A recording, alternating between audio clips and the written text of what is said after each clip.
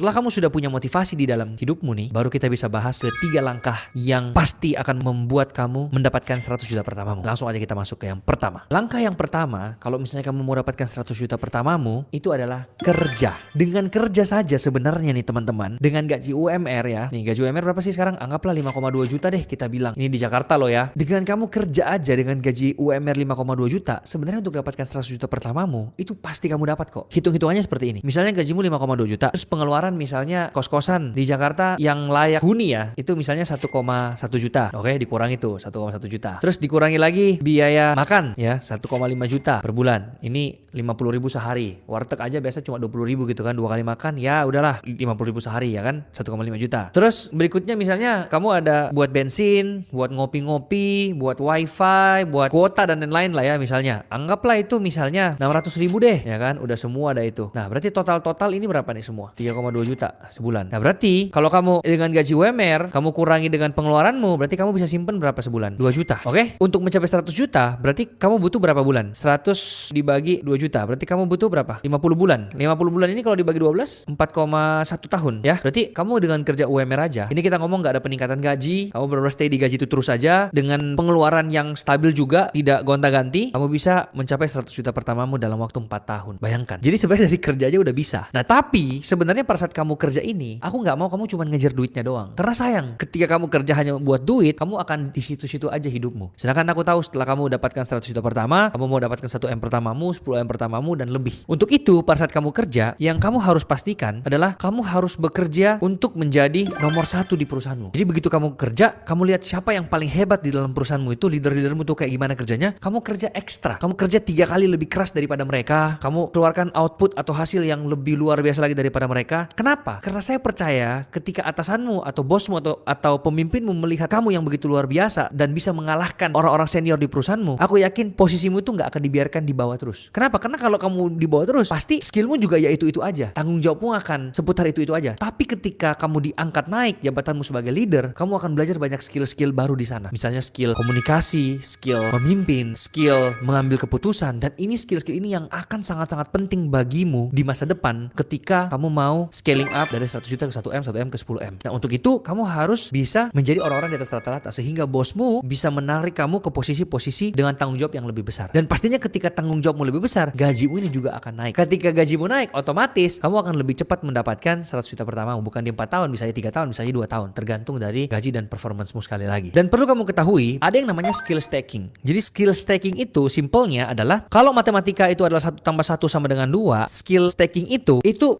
tambah 1 sama dengan